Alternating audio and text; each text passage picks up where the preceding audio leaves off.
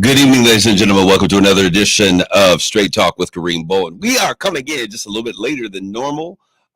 We had that young lady called technical difficulty. She stepped in the room, but we had to dismiss her. And so we're back to our regular scheduled broadcast. I want to thank those of you who are listening out there. Some of you have already jumped into the social media stream. I want you to like, tag, and share this conversation with those in the neighborhood. Call and let them know. Sharice Steele Phillips, number one, into the social media stream. Let them know the Straight Talk is on. Put them, tag them, get them involved in the conversation.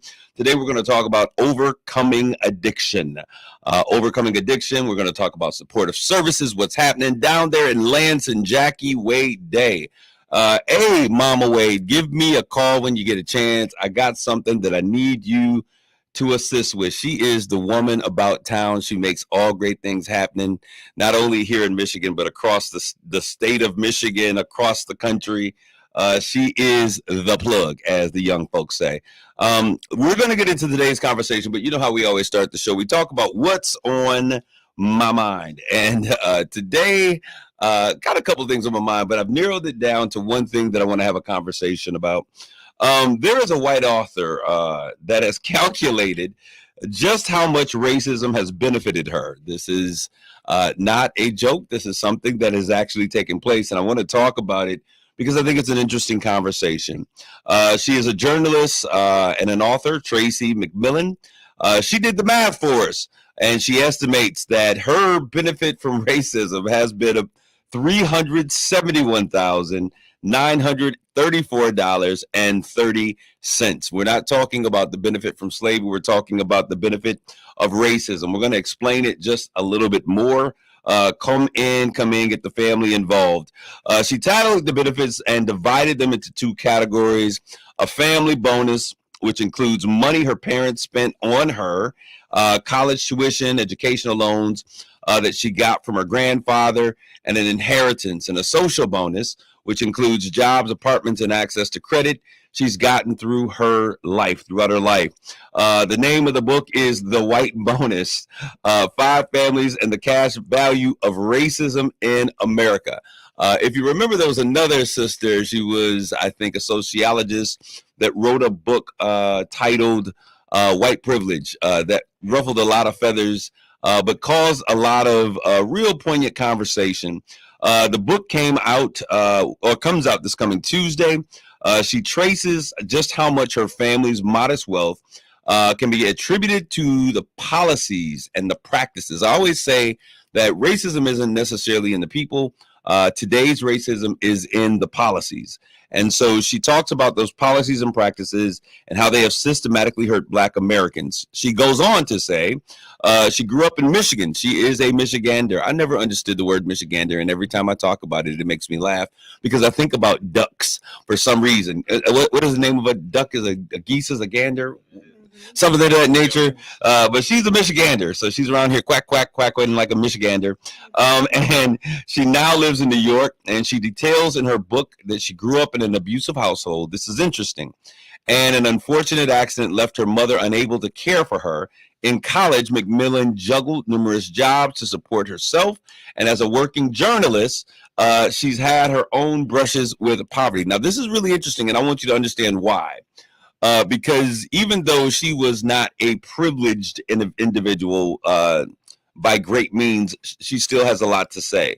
Despite those hardships, McMillan says that her financial advantages she's experienced because of her race are undeniable. Her grandparents benefited from federal programs that largely excluded Black families, allowing them to build wealth that was then passed on to the next generation.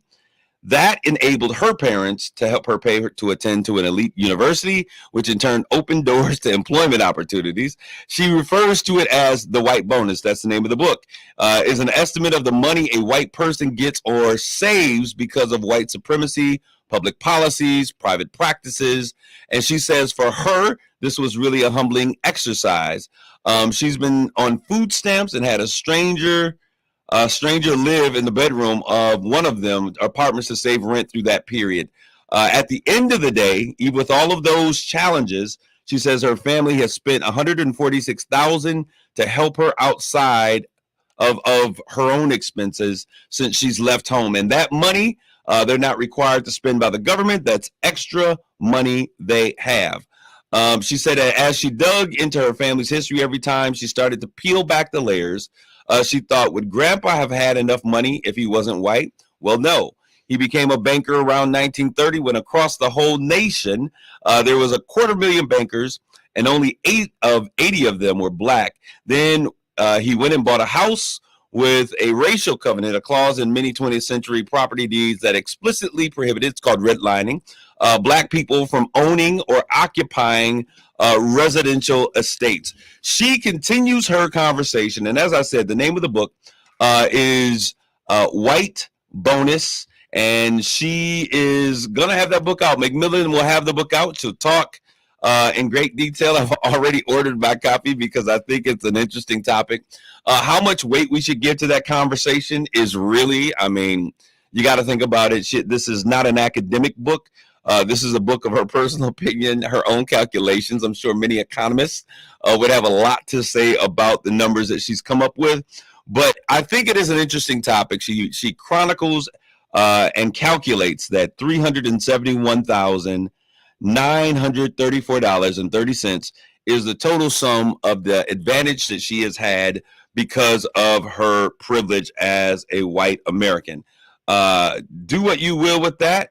And we hope that you are encouraged to just continue to read. I love reading. And with Michigan being the most illiterate state in the union, did you hear what I said? Wow. We came in behind Alabama, Mississippi. No fault to Alabama, Mississippi, or the hills of Kentucky.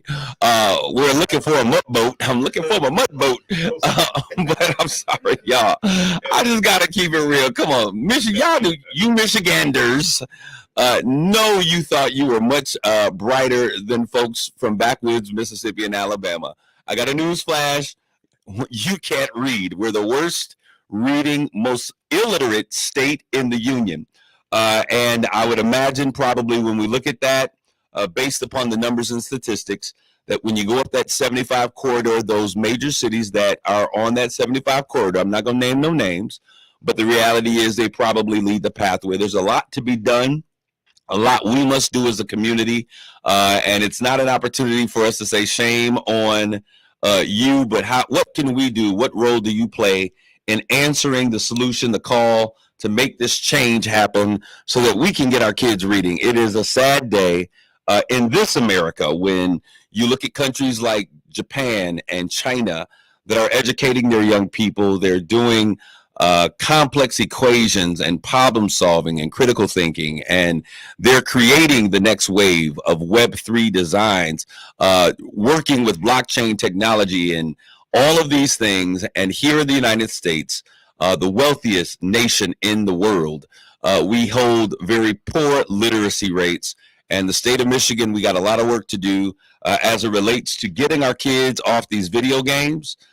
They spend too much time on video games, on phones, on social media. They can read everything that's in digital format, but cannot read a book. I remember as a kid growing up, my parents used to say that he who reads leads. And my punishment by my Uncle Jeff, thank you, Uncle Jeff, who's out there. He's going to be turning 60 this year. He used to make me, my punishment would be whenever I was around and he was watching me, was that I would have to go in the corner and read the dictionary. And for that reason, I have a very vociferous voice and a very strong lexicon of vocabulary that I'm able to pull from. And so it's important for us to challenge our young people to understand that we must begin to take stock in our own communities. We got to get our kids down, stop giving them toys and that make noises to keep them occupied where you're trying to cook dinner. Make them read a book, ask them questions about the book, help them run short essays about the book that they've written, and we've got to make sure that they're literate. But the problem isn't just the kids. We got a whole bunch of adults who are sliding through the cracks, who are going beneath the surface, who are not able to read. And we have to understand, and the crew that's in front of me, they taught me something that we're going to talk about in just a second, that stigma kills. And when we don't have the power, or we're embarrassed to say, hey, I can't read, I don't read so good, as they said on Zoolander, I don't read so good. When we are not willing to say that, and we're not willing to seek out help, then we will always stay in a life of perpetual bottomlessness. And so we want to make sure that we're doing something different.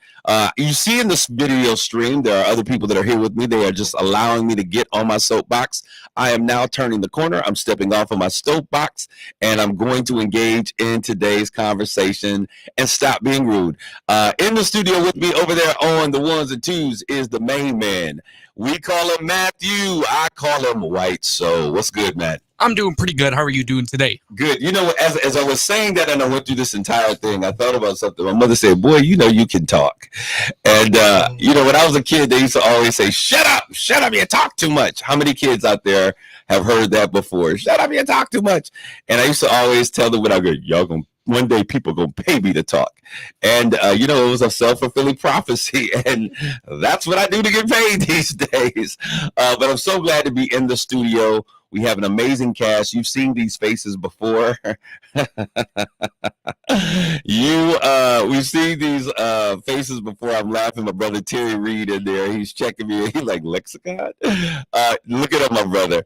So we're sitting here, and as we have this conversation, I'm in the studio, and I'm going to allow them to just introduce yourself. Heather, why don't you come on and introduce yourself and share a little bit about what it is that you do as she clears her voice. You've seen the face. Look, she's all quiet the entire time. As soon as we turn the mic to her, she wants to get nervous. But they've been here before in their conversation because of technical difficulties. That's what we're calling her these days. The message did not get out, and this is too important to not have it. So, Heather, why don't you go ahead and introduce yourself? So my name is Heather Karpuk, and I'm a person in long-term recovery. I'm also the quick response team coordinator for the Great Lakes Bay region for Families Against Narcotics, a peer recovery coach, and I help Antonio and I run the Harmless program here in Saginaw as well for our organization that provides safe use and harm reduction supplies to people that need them. All right. And then we have with us, I'm going to come over here to you, Ken. Many of you, this is the guy. I'm sorry, Dave, Ken Jaworski. I call him by his last name. That's what's up with white people. They got first and last names. Both of them got the same thing. I'm just joking with you, Dave. Go ahead. Why don't you tell them who you are? Hi, I'm Dave Jaworski. I'm a lieutenant at the Saginaw Police Department. A lot of different responsibilities, some of which are community partnerships and engagement. And that is what brought me to Heather and the work that FAN does. Awesome. And then there's another gentleman over here, smooth, calm, and collected. Antonio, why don't you give an introduction? Antonio Brooks. I'm a certified peer recovery coach. I work with Heather doing Harmless, and we both work for Families Against Narcotics. All right. So we're continuing a conversation that we started on last week. As a matter of fact, it was our listeners. I want to continually thank our listeners on KISS WTLZ for tuning in and sharing. One of the listeners says, hey, can we continue this conversation on addiction and support from families and what can be done? Regardless of whatever you feel, where you live, your zip code, area code, whatever, we are all impacted by this conversation. And as I continually am having these conversations, I am coming to a realization that addiction has plagued my personal family. I have so many tragic moments all of the way around the spectrum on addiction. So can we start by defining what addiction is? What are we talking about when we say what addiction is, so that we can have something that we can work with? Because there's people out there, Heather, and I see that they position the mic in front of you. Mm-hmm. There are people out there that use and say, I'm not addicted. I can stop when I want to. But they have this reoccurring cycle of use. So let's give an understanding so that those that are listening understand what we talk about when we're talking about addiction. So I don't know the exact technical dictionary addiction. You should have read it in the dictionary. See, look it up for me, Antonio. But my understanding of what addiction is a disease of the brain. It hijacks the brain, and it is basically using substances or using something and not being able to stop without usually without help. I guess not always, but in most cases.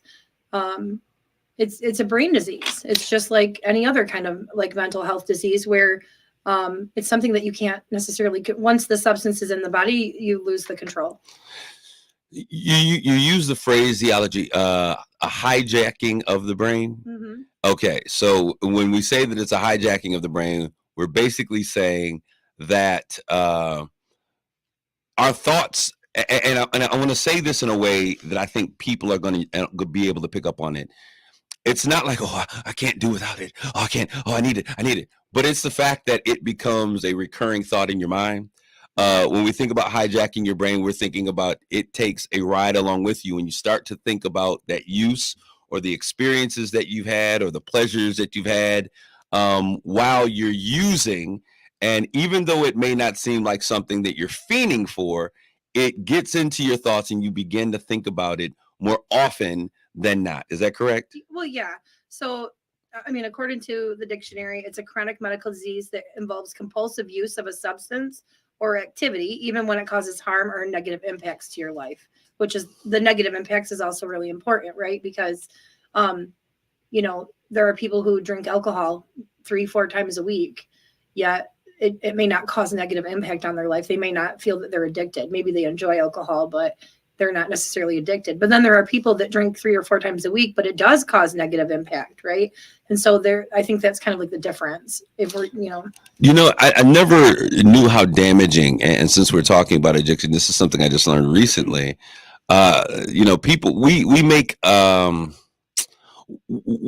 omissions, or we overlook certain things, and alcohol is one of those things that has now become very acceptable.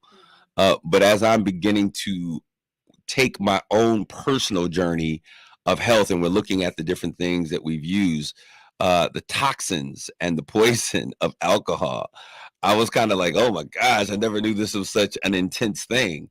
And but we make it okay since you're not falling dead and in the middle of BW3s or wherever it is that you go, and so it's not so bad because you're not dying right away. But when we look at the rates of alcoholism, when we look at alcohol related deaths, we look at mad mothers against drunk driving, the things that they have to deal with. It is a serious problem in our community. Okay, I want to turn a little bit. Dave, I'm not going to call you Ken. You may look like Ken, but you're Dave today. Okay, that's fine. Yes, go ahead. One thing about addiction that I did learn real quick. I don't want to drag it out real quick, but if you use any substance that has potential to be addictive before the age of 25, you're like what, 90 times. You got like a 90 percentile chance of becoming addicted to whatever it is that you're using. But after the age of 25, you possibly can control it. You know what I'm saying? So starting with any type of addictive substance early, then put you in line for being at greater use as you get older. We have Cherise Steele Phillips, who is actually, I know she is a licensed practicing nurse. She said that something as simple as Motrin can be addictive. So, we are a society that we believe pills to go to bed, pills to wake up, pills to feel better, pills for any ache. And so we have to really begin to have these conversations. Like, what is the real issues, and are there other ways that we can handle this other than pharmaceutical companies, pumping these things in our community? Dave, I know who you're talking about. Hey, Dave, as long as you remember my name, if you pull me over on the side of the road, that's all that matters, right? Let's get that clear. But Dave, as we talk about addiction, and this is, from your experience, we understand there's a lot that is happening in the city and the county of Saginaw. How prevalent, based upon the times that you're working, are you still actively on streets and doing those things? Yeah, it depends. That time, my time out on the streets kind of comes and goes depending on how busy things are. Okay, so but when you are on the streets and what you're hearing and what you guys are seeing, how prevalent is drugs use, abuse, in traffic stops, in the calls that you're getting, the homes? How prevalent it is in our community based upon your interaction? Yeah, I would say, just because of our perspective and how we interact or become involved with people, usually a lot of times it's because of 911 calls. So there's a problem there. And a lot of these situations do involve substances. It does involve addiction. Sometimes there's an element to some level of mental health. So yes, I would say that it's very prevalent in our community. Wow. When you said that mental health and substance, sometimes it's kind of difficult I would imagine if you're on a call and you're seeing someone that is having behaviors that is not normal, how do you make the distinction that wow, this is a mental health situation versus this cat is on something? Yeah, and that can be difficult.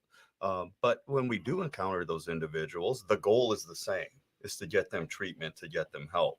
So we can get them to the hospital. We could get them evaluated so that they can make that determination if it's mental health or substances. So you interact with this group. You guys are working, Heather and Antonio, they work with a group called FAN, which let's talk about the branding change. Yep. It used to be, I'm learning so much. Used to be Families Against Narcotics. Now it is Face Addictions Now, right? Yep, Face Addiction Now. I don't think the name change goes into full effect until June, but I know it's getting out there. Takes a little time to rebrand all that. Do you know why there was a changing for that name? My understanding is kind of a cross between a couple of things. Our program started out as a small group of people, parents in a basement, family, and they were families, right? Families that were trying to figure out an addiction problem. There was a lot of overdoses in the area. And they were trying to figure out how do we tackle this addiction problem that we have going on. So part of it's the negative connotation. We're against some people. Some people don't realize that we serve people that struggle with alcohol as well, because they're like, oh, I don't use narcotics, So there's a little bit of communication with that. And so it's just a way to kind of be more forward, like we're gonna face addiction now versus it being kind of strictly about families, just to make our name I don't know the words, how to say it exactly, but you can borrow some words from my lexicon if you like to. No, I'm just joking. Go ahead. Just, a more forward, a more like now type of name for us. Yeah. So an imperative movement toward dealing with what's in front of us right now. Right. All right. We're going to take a quick commercial break. When we come back, you've heard us say it a couple of times. I want to get into this thought or this saying that stigma kills. We're going to take a quick commercial. When we come back, that will be the topic of our conversation. Stigma kills. How do we just deal with stigma in our community? How do we get help? And how do we overcome the negative images that are associated with addiction, use, and abuse? Stay, don't go away. We'll be right back with more Straight Talk. You're listening to Straight Talk with Kareem Bowen on KISS 107.1. TikTok, let's talk, Mid-Michigan. Ryan Wasik here from Bell Wasik GMC Buick, your only local Buick dealer and home of the lifetime warranty. Time's ticking. Rides are flying off my lot faster than TikTok trends go out of style. So I need your ride to fill my lot fast. And I'll give you up to $4,000 more than Kelley Blue Book value, based on the price of the car you pick. TikTok, let's beat the clock, because time is ticking. Cancel your old ride today and get way more than it's worth. Worried your credit will lose you followers? I'm always your biggest fan. My team works round the clock to help get you approved. But TikTok, it's a race against the clock. So bring me your old ride today, and you can get up to $4,000 more than Kelley Blue Book value, based on the price of the car you pick. I'm Ryan Wasik, and I'm your dealer for the people. See all my trendy rides at RyanApproved.com. That's RyanApproved.com. Credit requires bank approval. Vehicle purchase price determines actual trade allowance. Negative equity may be refinanced. Offer absolutely ends April 30th, 2024. Kelley Blue Book is a registered trademark of the Kelley Blue Book Company. TikTok is registered trademark of TikTok Limited. The Michigan Lottery presents a pop quiz that's almost as easy as new Cash Pop. Question 1. How many numbers does it take to win Cash Pop? A, 1. Question 2. How many Cash Pop numbers do you choose from? Is it A, 15? Question 3. How much can you win playing Cash Pop? A, up to $5,000? Okay, if you answered A, you deserve a Cash Pop. Match 1 and you won. New from the Michigan Lottery. Knowing your limits is always the best bet. Stick left by Nisa. In front their shot. That's a shot! It's Mangoni again! The Saginaw Spirit's thrilling postseason journey continues Monday as the Western Conference Finals shift back to the Dow Event Center. The top two teams in the entire OHL, the Saginaw Spirit and the London Knights, do battle on Monday night. Tickets to Game 3 are available now. Go to SaginawSpirit.com to claim yours today. Puck drops at 7:05. Doors open at 6. Secure your seat to Game 3, Saginaw and London. This is the community update where you can find out about all of the great things that are happening in Saginaw, Bay City, and Midland. Hope Springs Eternal, it's a blood drive happening on Saturday, April the 20th from 10 to 2:30 at the Saginaw YMCA, located at 1915 14th Street here in Saginaw. Women of Colors present Time to Have a Conversation, a veteran's take on mental health, happening on Friday, April the 26th at 7 p.m. It will be live streamed on the Facebook pages of Women of Colors, Kiss 107.1, WSGW 106.3, and The Moose. Saginaw Valley Baptist District Association, along with the Great Lakes Bay Community Resource Association, present their Community Expo Fair, happening on Saturday, April the 27th from 10 to 3 at the Buena Vista Community Center, located at 1940 South Otter Drive. Calling all community partners and friends. It's the first annual Pins for Prosperity, a bowl-a-thon, happening on Sunday, April the 28th at noon at Stardust Lanes, located at 3750 Bay Road here in Saginaw. Alpha Kappa Alpha Sorority Incorporated Eta Upsilon Omega Chapter presents their 40th year's Hats Off to Mom celebration, happening on May the 4th at 6 p.m. at the Horizons Conference Center, located at 6200 State Street. Women of Colors and Delta College presents their Women of Colors and Delta College Wellness Expo, Mind, Body, Soul, happening on May the 18th at the Downtown Delta Center. Keynote speaker is Miss Elizabeth Ann Atkins. Community organizers, please submit your events at least 2 weeks in advance to our website at kisswtlz.com. Hey, it's Steve Harvey, y'all. Here's what happened on the Steve Harvey Morning Show. Y'all been ugly so long that you just want everybody else to be there with you. See, and y'all want to use the Bible quote, a man is as he think. There's other verses in there too. Thou shalt not bear false witness. Oh, see, and if you know he ugly, and then you try to tell us he cute, to me, you bearing false witness. Oh, man. You see what I'm saying? What you're not going to do is use the Lord's word to try to justify how both of y'all look. Kiss 107.1, simply the best R&B. You're listening to Straight Talk with Kareem Bowen on Kiss 107.1. This is Kareem. We're back with more Straight Talk. We're in the studio with Dave Conjorsi, Heather, and Antonio. They're all here. We got Fan and SPS. I always want to say SPSD, Saginaw Police Department. Their task force team is in the house. Before we went to commercial break, we said we were going to talk a little bit about the thought of stigma kills. I've heard you all use that and say that before. Let's talk a little bit about the stigma of abuse, the stigma of addiction, the stigma of abuse, of drug use, that we see families dealing with as well as individuals. And so I'm going to throw that out to you, Heather. Why don't you share with us a little bit about the stigma of addiction? Well, I think people experience stigma from all different angles, right? The person that struggles with substance use, they experience the stigma of, people thinking less than them, than they're addicted. There's, like the vision of people who are addicted are, the homeless people on the streets, and, they're unkempt, they're bad people, so to speak. They're going to rob and steal from you. And yes, people that use drugs, some people do make decisions like that, or do those kind of things. But also, doctors can be addicted, nurses can be addicted. It doesn't. The faces of addiction. Yeah. Yes. Like addictions do not discriminate. It doesn't matter if you were raised poor or wealthy. It doesn't matter what color you are. Addiction can affect anybody's family.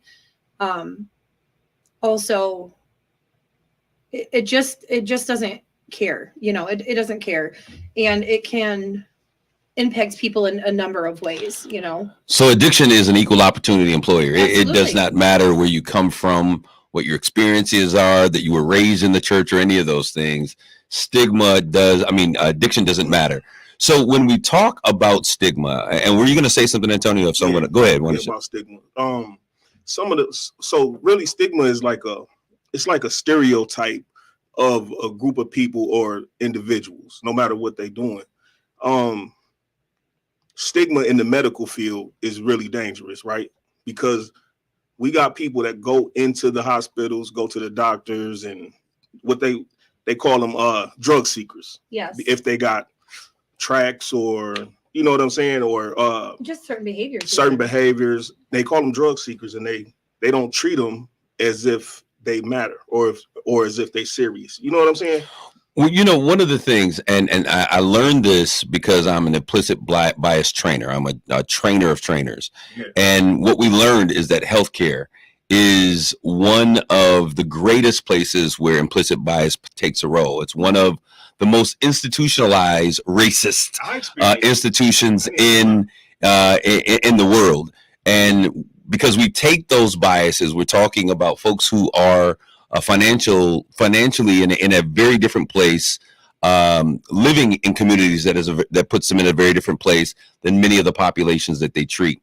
And so going into work, they take those thoughts. And so I can understand how, if you got tracks and you've been here before, you've OD'd before, that the next time you come in, it may be an OD. So you don't need the help right away. Yep. You know, we're going to work with these other people. You're trying to kill yourself with, that kind of thing. So I understand how that happens. So when we talk about stigma kills, what are we exactly saying?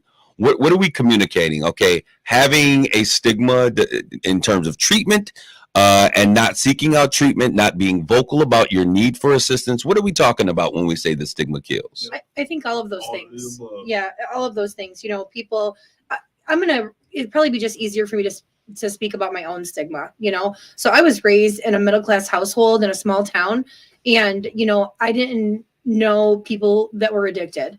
My parents were ashamed of me. They didn't I would stay away from family events because of the shame, especially during the time that I was in active use. It still affects me to this day. There are family members that I don't speak to or that have sort of alienated me, and I've been sober for 7 years and completely changed my life, but it still affects me now in that way. Some of my family members won't ever believe in me or, trust me or anything like that. But also, from the family perspective, family members are embarrassed, like, gosh, especially when it's not, when it's alcohol, it can still impact. But when you have a heroin addict for a child, they're like, it's just humiliating to them, and so then they stay and they don't have anybody to talk to. They don't have anybody to have support, and they just keep it all inside. And then it just eats at them and it hurts them. So, that's why we have programs the way we do now. We have 2 programs to help family members. What are those programs? Go ahead and share. We have the family coaching program. So much like a peer coach, it's a family member who's experienced that maybe their child has struggled with substance use. Sometimes they're still in active use. Sometimes they're in recovery. Or some of the parents have lost a loved one to an overdose. Or maybe your spouse struggled with it or struggles with substance use.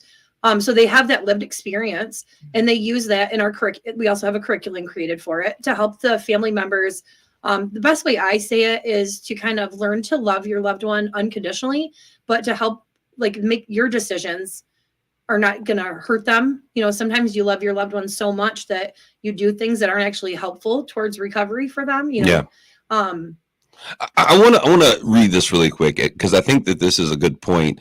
One of our listeners, Regina Gigi Williams, says that she did some substance abuse counseling years ago. Most people don't just wake up and say, hey, today's a good day. I think I'm going to go out and get addicted to drugs. Some type of trauma happened in their life. So when we look at addiction and we look at abuse, and there is trauma often associated with those two that binds them together. Yeah. Let's talk a little bit about that. And then Candace Whitfield, she says stigma against harm reduction programs needs to be addressed as well. Now, we're going to talk about that because that's a whole nother thing. And I, too, was challenged. But listen, I was challenging my thinking about, when I came out and I worked with you guys the couple of days, I was like, what the heck is this about? But so I want to talk about that. But let's address the issue that, nobody wants to be an addict. Nobody wants, they didn't set out on a plan to be addicted. How do we begin to unmantle or unravel that concept or that thinking that this is how this happens? You just said, I would think I'm going to get addicted. What I did, I had to figure it out for myself, man. I was drinking a lot, and I was doing a lot of wild stuff when I was young. But I end up going through so much that I went to therapy. And when I went to therapy, I figured it out, man. A black man in therapy. What's that about? A young black man in therapy. Because I had my first son, so I wanted to do right by him. You know what I'm saying? So when I went and I kind of talked to the therapist, and then I went to the psychiatrist, and that's a whole another bag of worms because they prescribing meds. Y'all, you went through so much trauma here. You got PTSD, you got depression. I'm like, wow, all these meds. Dave, I want to talk about where policing meets addiction, and when we arrive to a location, there's a need to address the issue of addiction. Yep. But what do? We got kids in the house. I mean, let's talk about all of the things, because people, sometimes police officers, and sometimes I go hard on officers as well. But I when I call 911 and I need support, I want an officer to show up. So I'm not a defund the police guy ever, right? But let's talk about when you show up. And all of the different things, and how addiction and children and all of these other people, I love them. I don't want them to go to jail. I just wanted you to come and stop them from being mean or from being angry. But don't take them to jail because, their son is here. How do you deal and cope with all of those complex issues when addiction meets, your day-to-day job? Wow, that's a great question. Tough question. I mean, that's what I'm here for. That's why I win the awards. Now I'm just joking. Go ahead. but I think, and I might have a long answer. Go ahead. I think a lot of this, though, to get to that, changes through your previous question. And that's like education and how do you change that? Yeah. It's having partnerships, having training as a part of that so that we can tackle that stigma, because police officers, everybody in our society has stigmas about certain things. And that is not unique, especially in the world of substance misuse or addiction. But when we do respond to those, I mean, a lot of these are heartbreaking situations. And if you've done this long enough, a lot of it can be generational. So when we increase our understanding of what's going on and what the consequences of not helping those individuals or giving them the opportunity to tackle that, that's where we make a difference. And that's understanding goes through not only how we handle it that night. Sometimes the law doesn't give us any other choice than maybe sometimes to have to arrest somebody. But on the back end of that, with our partnership with Families Against Narcotics, which includes Hope Not Handcuffs, we also do a quick response team. We go out and we share information with Families Against Narcotics. I'm going to keep calling it that out of habit. We go out afterward and make contact with that individual and or their families to make that introduction and encourage them to take advantages of the services that they provide, because we want to be an important piece of changing that dynamic in these families. And if we can do that for the child, the mother, the husband, the boyfriend, whoever is there, we could be changing something generational, which is just incredible to me. You walked right into what my next question was going to be. You talked because you mentioned training and partnerships. What does the partnership look like when we talk about the Saginaw Police partnering with FAN, QRT, and you use that quick recovery team? Quick response team. And there was another program that you Hope Not Handcuffs. Let's talk about what those programs are, because I think that one of the major issues is that we don't understand what's available to us as a community and how we can get a support. And that if you call the police, they're not going to just lock you up if you're calling for a specific need. And, there is no immediate 911 emergency going on. So let's talk about those programs, because people need to know about those. And Families Against Narcotics brought this idea to us, and I'm going to start off with Hope Not Handcuffs, Heather. An individual can walk into the police department and say, I need help. It might be with alcohol, could be here. It doesn't matter what it is. And we will get a hold of Families Against Narcotics. They can have an angel come out and sit with that person and help get not a real angel. It's not Della Reese is not coming back touched by an angel, but individuals who are working and giving of themselves with a message, They're right? typically community volunteers. Okay. Or sometimes they're peer coaches. Someone like me, if I have time, if I'm not like doing something in my other job, and we have like a group where it comes up, okay, we need an angel here, and then the first one that's able to go is who goes, and they go and sit with that person and help them connect with our Hope line, and walk them and get them connected with treatment, and oftentimes can transport them there as well. So that's why it's hope, not handcuffs. Mhm. So you're there as a citizen, a concerned citizen, with some law enforcement authority, but the hope is that you are able to not arrest, but to help them get treatment. Yes, that's the main goal. When somebody walks in and they're asking for help, we need to make that connection so that they can get the help and assistance that they need. There could be dealing with a lot of other things going on right here or in their lives, which could include law enforcement. We're not concerned about that. The first thing that needs to happen is we got to get them that help so that they can get that part of their lives in order to tackle those challenges that they're facing. And then we can come back and they can tackle those other things later. You know what, Dave, I got to ask you this question, because sitting next to you and having this conversation, empathy and just real concern is coming. I can feel it coming from you. And the reason I want to have, I got to ask this question. It's so left field. Sometimes we forget that officers of the law are actually folks who live in our community, their neighbors, their friends, people. What is it that you think? Is it the power of the badge? Is the fact that people feel like I'm stopping you from doing something? I caught you. What is the thing? Because you are now here communicating that a part of what you want to do is not lock people up, but to provide support, a real much needed support in the community. What do you think, or how do you think that maybe your role in the community is misinterpreted? We understand that there are a lot of things that go on, and I sound the alarm here when cops are being boneheads, right? But what do you think it is, that people have this fear? In your words, I'm interested in thinking from your perspective, because you come off very empathetic. What is it, the fear of connecting with officers in this manner? Well, I think a lot of that goes to, we do have a job. We have to uphold the law, and that sometimes it involves issuing citations. It involves taking somebody to jail. But when we look at the greater purpose of what we are there for, to serve the community, it's to get to the bottom, to the root of the problems.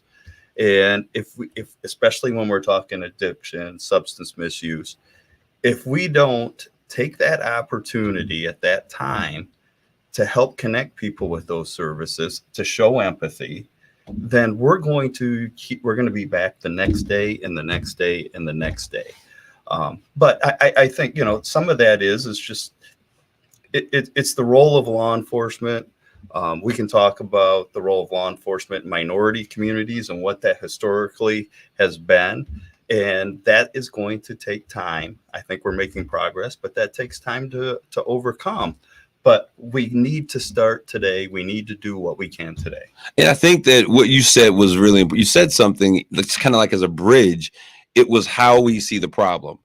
There's a desire to address the issue as a whole, but sometimes I think it gets lost in translation, how we see the problem. And that's one of the things I'm going to talk to Chief Ruth, because I really need to come over and talk about implicit bias, because we bring who we are to our jobs, right? I want to, Candace Woodfield said, she talked about the stigma against harm reduction. Now, Candace, let me tell you, Miss Whitfield, my people that are on the table over here, I was speaking with Antonio and Heather, and I was like, listen, because on Wednesdays they do street ministry. I call it street ministry. They're a street team, and they're out on the streets. And so I said, hey, I want to come out and I want to see what y'all got going on. And I was like, wait a minute, we're doing what? And so I was thrown away. Let's talk about harm reduction. Let's talk about harm less, because I think that's what you call it on Wednesdays. Yep. So let's get into that conversation, because I think it's interesting so that our community understands what's going on. Well, so we're out there providing supplies to the community of people who are still using drugs, with different supplies, right? So we can give them Narcan, the opioid overdose nasal spray. We give them those. We have fentanyl test strips. We have xylazine testing strips, allowing them to test the substances they're using to be better informed about what's in it. Because as we know, fentanyl kills. Xylazine's not great either. But we're also providing clean syringes and glassware. And you can come and get your new glassware here at Kenmore. No, where's pipes? Yeah. We're talking about, she said glassware. Well, that's a stigmatized word, right? Pipes can be a stigmatized But it's a word that the community recognizes. Right, yes. Go ahead. Yes, we're providing pipes. Oftentimes people come up to us and say, let me get a shooter, and we do. We give it to them. And with it, so the reason why we provide this is because the reality is that people that are struggling with substance use disorder, they're going to use no matter what, right? They're going to use. And so by providing clean things for them, it helps reduce the spread of HIV, hepatitis C, and other types of illnesses. Yeah. So Mm-hmm. I want to say this because I think this is such an interesting conversation that I've had in communities. Like, why would you give them what they need to continue to abuse? And I want to say this. I was not a fan of it. When I came, I didn't have a clear understanding of exactly what it was. When I was like, yo, dude, I'm a pastor. I can't be standing out here on the corner, passing out pipes and needles. But what I began to see in action, and this is the key thing, I saw two individuals who were concerned about folks that were coming in. I saw people coming up that you guys had previous conversations with, and you were able to build a sense of trust. There is a whole community that exists of those who are addicted. I saw folks riding up in Mercedes-Benz, and other nice cars. I saw people walking on the streets and riding their bicycles. I saw folks with doing things. I was like, oh my goodness, this is real. You saw a lot of things. But what I saw was these people trusting you all, and coming back to a place that they saw was safe. Yeah. And you sharing conversations. Now I want to talk a little bit, Antonio, because there was a situation that occurred where what you all are doing actually saved some lives. And let's talk about that. I've seen Narcan firsthand save someone's life who was having an overdose. And I couldn't believe it when the paramedics were telling me what was going on. Let's talk about those instances that you guys have experienced. So yeah, that's what we do it for, right? Like, again, with all the stigma or whatever, we have had people come that just walk past and we notice them, but we don't try to hound nobody to come over.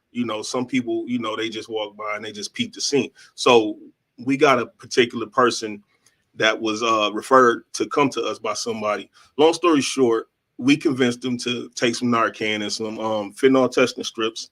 And the next week, when he came back, he was like, man, y'all lifesavers. He was like, man, I tested that stuff, and he was about to smoke some can we say? He was about to smoke some crack. We all adults on here. So he tested his crack for fentanyl, and we showed him how to use the testers, and he tested it, and he decided not to use it. And the other two guys he was with decided to use it. They OD'd. He didn't. So the Narcan we gave him, he was able to bring them back to life. Reverse the overdose. So Narcan actually shuts down those receptor sensors from retrieving anymore and kind of reversing the process, allowing an individual's normal body practice to kick it out of their system over time, correct? Okay, so we see an example of how this is operational and the benefits of it. I'll tell you my personal experience. I got called to a house, and I rushed to the home. And this individual, that today they're now boldly sharing their story, their testimony of overcoming addiction. I got there and I had concerns and thoughts that this individual may be using. I was told over and over again, nope. That's not it. And got called to the house. They were unconscious on the floor. So I'm sitting there and I'm doing what Pastor, I'm praying. Paramedics come in. They said, listen, if we use this Narcan, you know what you're dealing with. So they put the Narcan in. He was absolutely out. They put the Narcan in. He woke up. He's like, hey, what you doing here, Pastor? And so it allowed me an opportunity to have a real honest conversation, to talk about how they needed to support and how we could then stand in as a community. I want our community to understand that if we don't come together and if we don't begin to deal with the stigma of drugs and get over these stigmas. I have a cousin, and this is a real conversation. I've never had this conversation on air to any degree. Beautiful cousin that was struggling, and her family was struggling with, she was struggling with addiction, and they were struggling with stigma. And they weren't allowing the rest of the family to know what was going on until it was too long. All kinds of situations happening, going into flop houses to recover her after we once found out what was going on. And she died, and her body, the situation was never solved, but she died in a situation that was drug related because of her addiction. We've got to begin to have strong, courageous conversations around our own kitchen tables. We have to understand that addiction is not the end of the world, that there is hope, not handcuffs, that there is support. There are quick recovery teams that are here, that families against narcotic, the old way fan, or facing addiction now, let's do something about it, whichever one works best for you. And we've got to have these conversations. We've got to remove the stigma. We've got to do the work. We've got to connect with those that we love. This is all the time that we have today, but I want to thank you guys. Is there anything, how can people get in touch with you if they need help or support? So anybody can seek treatment by calling 1-833-202-4673, 833-202-HOPE. We have a website. The website right now is www.familiesagainstnarcotics.org. All of our services are on there for both families and individuals. It's a really user-friendly website. And, I just wanted to say one last thing. People that struggle with addiction, those are people's mothers.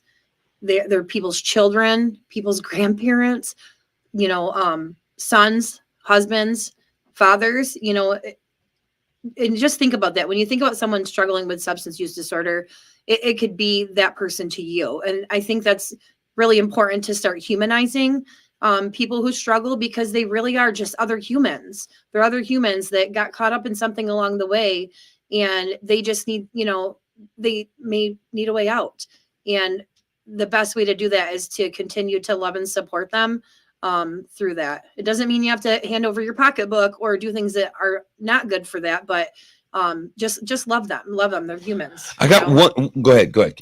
I just wanted to say too, for anybody who is wanting to get some Narcan, we keep it in the front lobby of our police department.